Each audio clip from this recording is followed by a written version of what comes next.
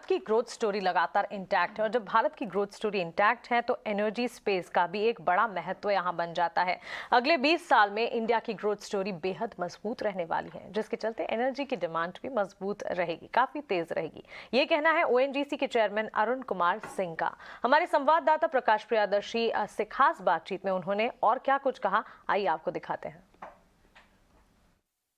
India मेरे ख्याल से पूरे दुनिया में नेक्स्ट 10-20 साल में इंडियन एनर्जी डिमांड इतना ज़्यादा होगा कि दुनिया में ऐसा ग्रोथ कहीं नहीं होगा। डेट अपॉर्चुनिटी कहीं है नहीं, इतना अपॉर्चुनिटी। बिकॉज ये 4 चीज़ें हैं इसमें। एक तो हमारा डेमोग्राफिक का डिविडेंड है, दूसरा डिजिटलाइजेशन का सॉलिड बेनिफिट है, डीकार्बोनाइजेशन दुनिया को चाहिए, वो भी इंडिया के फेवर में जाता है, और चौथा थोड़ा बहुत डीग्लोबलाइजेशन भी हो रहा है। तो चारों फोर्स मिलके इंडिया का जो टेल विंड है, जो पीछे से जो एनर्जी देती है, वो चारों मिलके इंडिया का डिमांड बहुत ज़्यादा होने वाला। अब इसमें सवाल ये है कि यहाँ हम इस इवेंट में इसलिए हैं कि हमको दोनों वर्ल्ड चाहिए। एक कन्वेंशनल वर्ल्ड से भी एक्सेसिव प्रोडक्शन चाहिए और डोमेस्टिक प्रोडक्शन ज़्यादा चाहिए, और दूसरा है कि हमको जो रिन्यूएबल एनर्जी वाला स्पेस है वो भी चाहिए।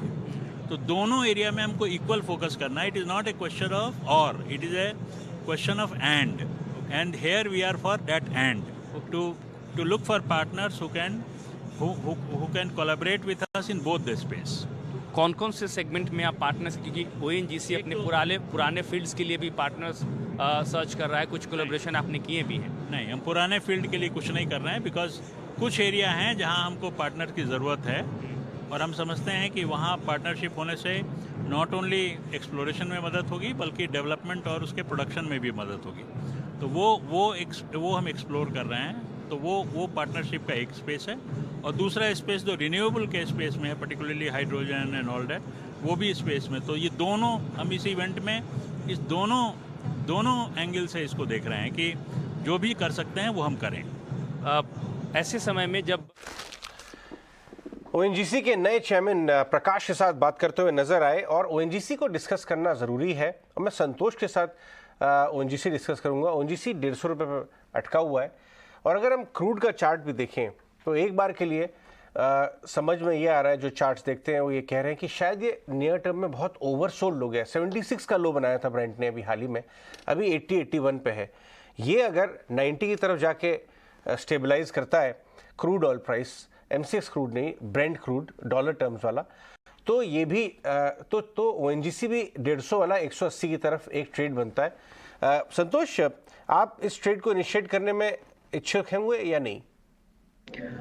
ओएनजीसी के स्ट्रक्चर की बात करें तो इसमें एक अच्छा डबल बॉटम फॉर्मेशन का ब्रेकआउट आया और स्टॉक अपने 200 दिन के मूविंग एवरेज के ऊपर ट्रेड कर रहा है, तो वो एक अच्छा साइन है। हालांकि 150 से 155 का जो एरिया है, इसके लिए सप्लाई जोन है। पहले जून जुलाई में कि यहाँ से बड़ा फॉल आया था, तो मेरा यही रहेगा कि 155 के ऊपर निकलता है तो कॉन्फिडेंस बढ़ेगा, फिर चांसेस बनेंगे कि शायद 170 180 तक जा सकता है।